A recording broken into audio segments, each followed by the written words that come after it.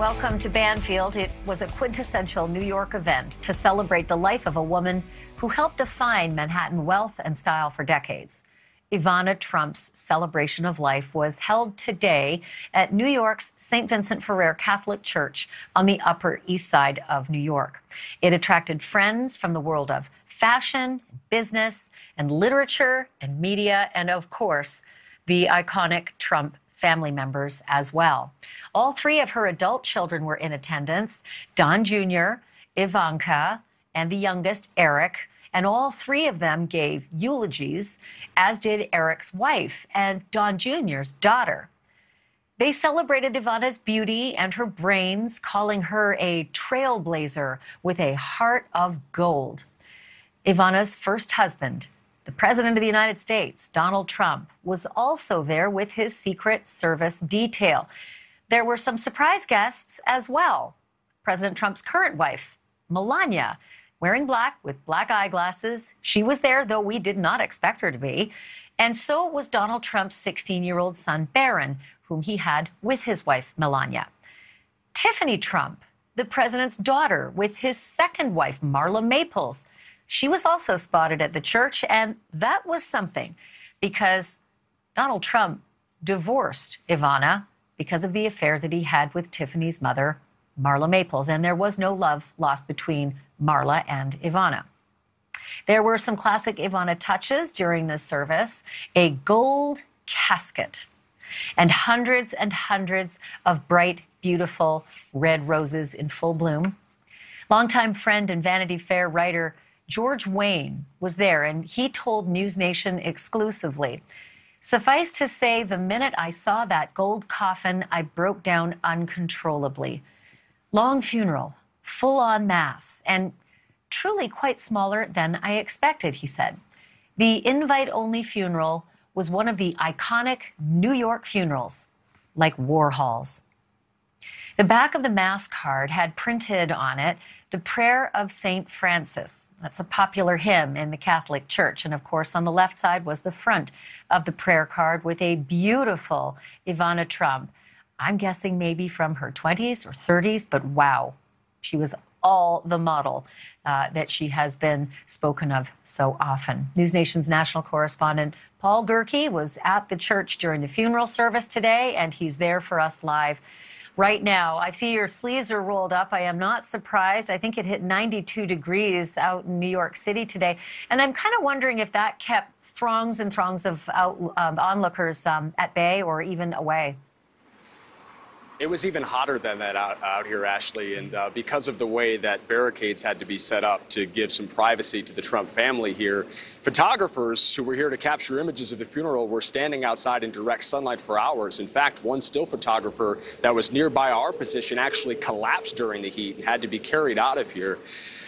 It didn't stop a lot of onlookers from pouring to this part of town, though. You think about Manhattan's Upper East Side, it's a very affluent neighborhood, and Ivana Trump was a crucial part of that. People were pouring into the intersections at 65th and 66th and Lexington Avenues this afternoon, just trying to get a glimpse of what was going on inside. This invitation-only funeral only had about 100 people inside those doors. As you mentioned off the top of the show, Ashley, all of Donald Trump's children were there.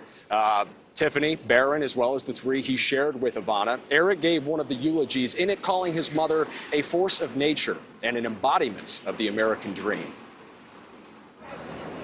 New York City's busy Upper East Side came to a halt today for one of its most renowned residents, Ivana Trump. The socialite, businessperson, fashion icon, and first wife of former President Donald Trump was remembered in a private mass at St. Vincent Ferrer. Ivana's golden casket was carried into the iconic Roman Catholic Church while her family stood in somber reverence. Among those in attendance, the three children she shared with Donald, Eric, Ivanka, and Donald Jr., along with their respective partners. Donald himself did attend the Mass, but was escorted through a side entrance by Secret Service. Melania was photographed at his side. Ivana was raised in then-communist Czechoslovakia. She was first a ski racer and a model. Her life in the United States was a lavish one. The Trumps were a power couple in New York's social scene in the 70s and 80s. She partnered with Donald on major real estate projects like Trump Tower and the Taj Mahal Casino. And although they divorced after 15 years together in 1992, it is believed Ivana and her first ex-husband remained in contact and on good terms. She would go on to marry and divorce twice more. Ivana Trump was 73 years old.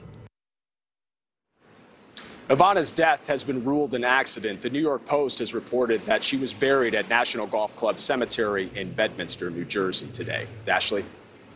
You know, Paul, that's something we talked about last night because several years ago, I think it was in 2015 or 2017, I have to look that back up, Donald Trump had applied for permission to create a family burial area, at Bedminster, and the Washington Post had said he'd been granted that. So that's not surprising. We reported last night that she was going to be buried in New Jersey, so Bedminster's not a surprise.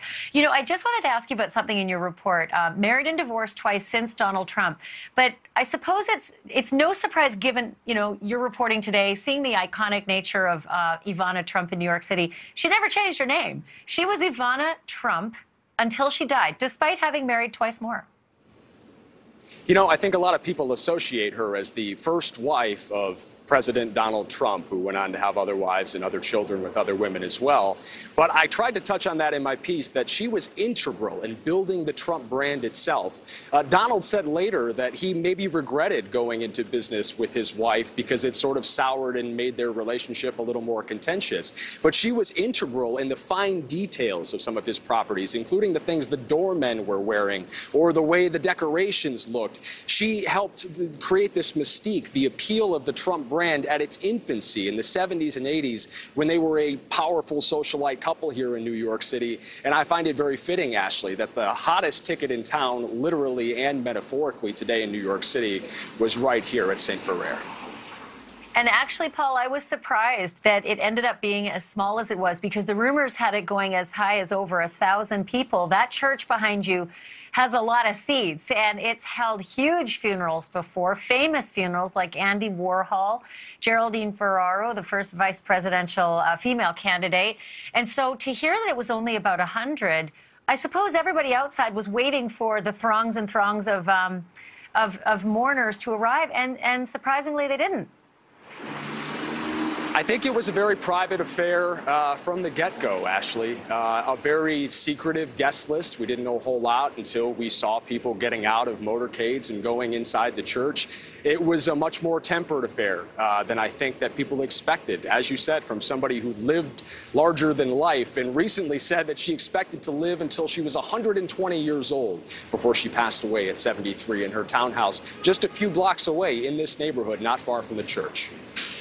The other thing is, Paul, that tightly guarded guest list, private guest list, have more details about the service leaked out, or were all of those mourners as they left as tight-lipped as they were going in? It is speculation on my part purely because I haven't seen details emerge on any of the wire services that we use, and we were not given permission to be inside the church today. But it appears the New York Post knows an awful lot about what transpired inside the church today. You can draw your own conclusions about how they got that information, as well as photos from inside the church. Not to pump their publication, but if you're seeking more details, they would be the authority on that. Well, there's a good reason, because Cindy Adams was actually photographed with that family, and she's been a New York Post columnist forever and ever, amen, and was, included in, in the family affair, and word has it, as well as the private burial out in New Jersey. One last quick question, and that is details about her death. We haven't heard anything yet, except for what Rob Shuter had told us earlier in the week about the stairs not being in good shape at her apartment. Do we know anything more about how she died and why? Nothing has come out over the last few days. The New York Medical Examiner, if you've been following this story, ruled her death an accident. They don't expect any criminality. There was no sign of forced entry or no evidence that anything foul had taken place in her townhome. She was discovered just after noon at the foot of that spiral staircase. It seems for all intents and purposes, like it was an accidental fall. I actually did some research on that today, Ashley, and found that around her age group, more than 1 in 4 adults fall every year in the United States, and it's actually the #1 killer of that age group. And fall awareness is something that I wasn't certainly as aware of as I needed to be going into the story, but something I learned about the way Ivana died, especially when the autopsy rules that she died of blunt force trauma to her abdomen. That's not something you would typically expect to hear, but that's what happened, it appears, in that fall. Well, and I'm glad you brought that up, because a lot of our viewers might be elderly or have elderly parents, and falling is a serious business, and it needs to be taken seriously as well. Thank you for braving that heat, Paul. I know that was a rough assignment today out in New York, but I sure appreciate you being there for the details. Paul Gerke for us live. Thanks. Thanks, Ashley.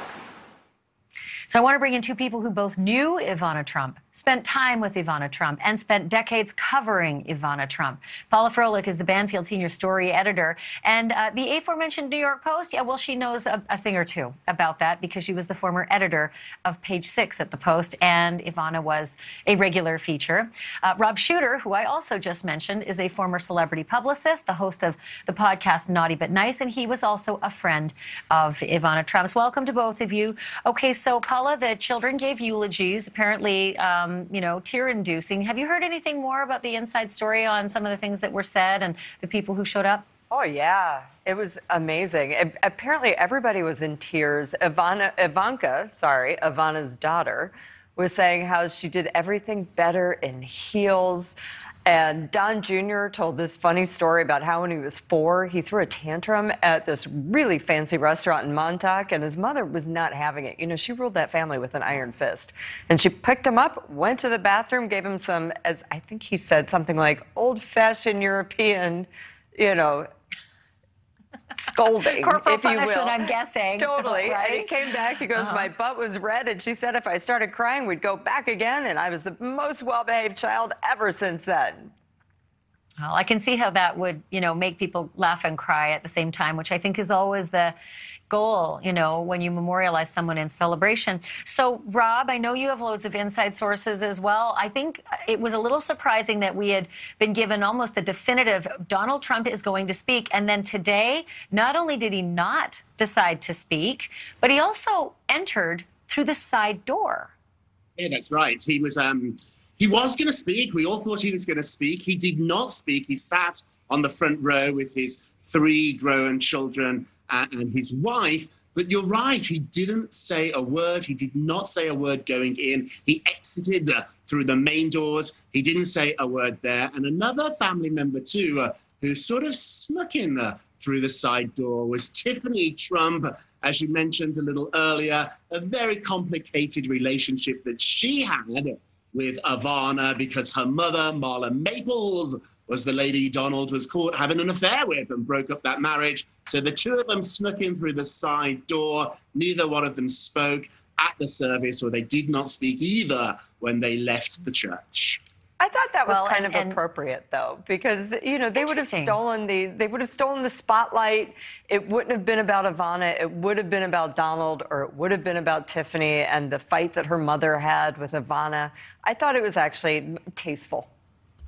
And it's nice to think that as well. I know that there had been some back and forth that Marla Maples was there. Some people had reported they saw her taking communion. But Paula, you got reporting on exactly where Marla was. Where was she today? Oh, yeah. No, I think our spy was a little confused because her daughter Tiffany has grown up to kind of look like her.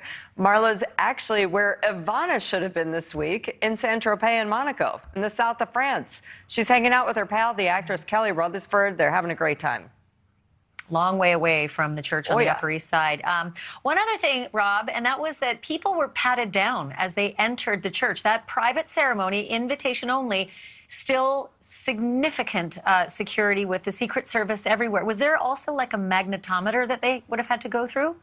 There wasn't a magnetometer, is what I'm told, but they were patted down. And also, too, which I thought was quite surprising, is that before the ceremony started, the priest reminded everybody not to use their cell phones. It felt like I was at a Broadway show. And so people were told by the priest, no photographs inside for the Trumps. This was a relatively low-key affair. I think everybody expected this to be over the top. There were some comparisons of maybe it being like Joan Rivers' funeral when she passed away a few years ago. It was empty. It was only about 20% full, maybe even less than that.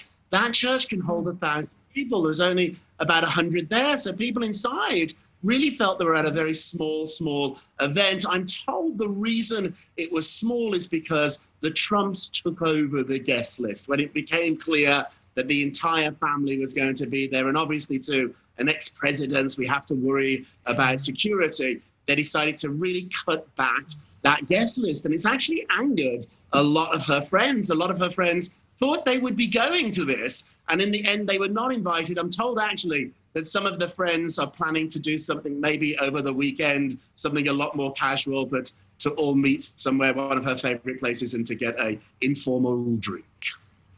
And we're just looking on the right-hand side of the screen was the funeral program. One thing I'm really glad they did, whenever you memorialize someone, you imagine yourself in that position with your very best photos, right? And the pictures that they had on the front of that program was just a stunning picture of Ivana. And the photograph that they had in the front of the church was a Vanity Fair. I'm going to get to that picture at the front of the church in a moment. But we also have a picture of the mass card, which has a poem on the backside. But on the front of the mass card is another beautiful picture of Ivana.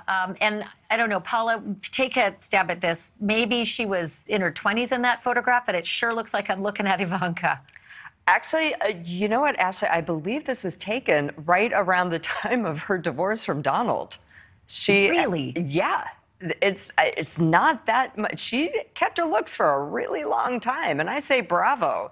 She wanted to be glamorized until the end, and she was. But you know what's funny? Wow. When you were talking about people patting down, they actually even patted down the nuns who were going into the church. Yes, the nuns and the priest. I wonder how they reacted to that, or if they were forewarned and expecting it. But that's fascinating. Okay, one other detail, and I still want to go a little on the guest list here. Jared Kushner, of course, was there. He's the husband of Ivanka Trump, and she was speaking and apparently gave one of the finest eulogies of the group. And Jared Kushner's father, Charles, was also there, as well as Don Jr.'s ex-wife, Vanessa. Of course, he was there with his current gal pal, his girlfriend. I don't know. Are they engaged? I can't remember. Engaged. Rob, they are engaged. Okay. So his fiancée, Kimberly Guilfoyle. But that was, you know, Rob, that's a really interesting notion that Ivana Trump could bring together people who otherwise would not be. I would not think that, you know, Vanessa would be there at the same spot that Kimberly Guilfoyle was. And I wouldn't expect Tiffany to be at the same place where her mother's arch nemesis was being buried.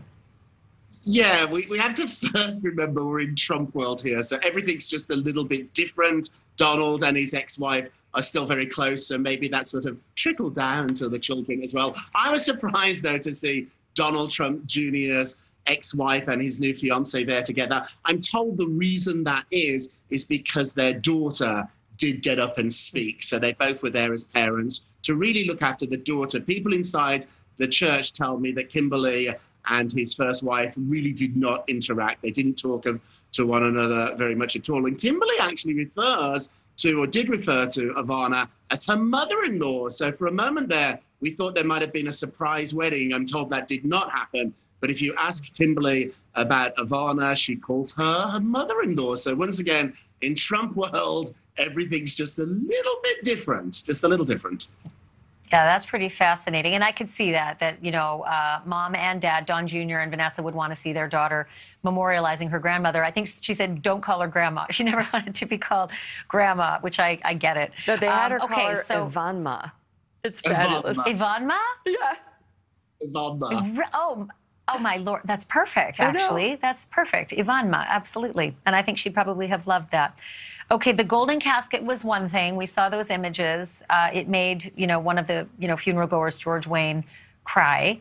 And then also those roses were, you know, beyond. There were so many red roses, I lost count after a few hundred. But then there was the 1992 Vanity Fair cover that had been blown up huge, and it was at the front of the church on a stand so everyone could see it. There it is on the left. I want you to look at it on the left and see what's different about the original cover on the right. And Rob, you pointed this out, that it's a beautiful picture of Ivana, and yes, I can see why they'd want it at the front of the church, but what did they Photoshop out of it? So in the bottom corner of the original Vanity Fair, the Vanity Fair that was sent out, I think it was 1992, it was one of Tina Brown's last covers as the editor-in-chief. In the bottom, what we call in the business a cover chip, you see a red banner right there at the bottom.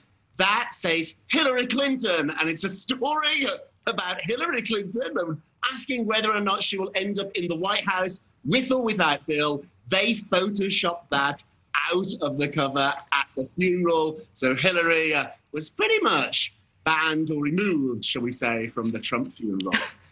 The politics made their way into the church. I also love I love how it was even back then in 1992. It's like Tina Brown knew that there was going to be this matchup. Right. And Gail Sheehy, the writer, who's a terrific writer. Paula, do you think a lot of those details were created by Ivana? I mean, look, she was only 73, and I don't know a lot of 73-year-olds who are writing the details of their funeral and how they want to be memorialized. Like, how much do you think of the celebration of her life was exactly what she would have wanted? I think it's a lot of what she would have wanted. You have to understand, the night before, she was on the phone to her youngest son, Eric, saying, "Darling, I'm going to live to 120.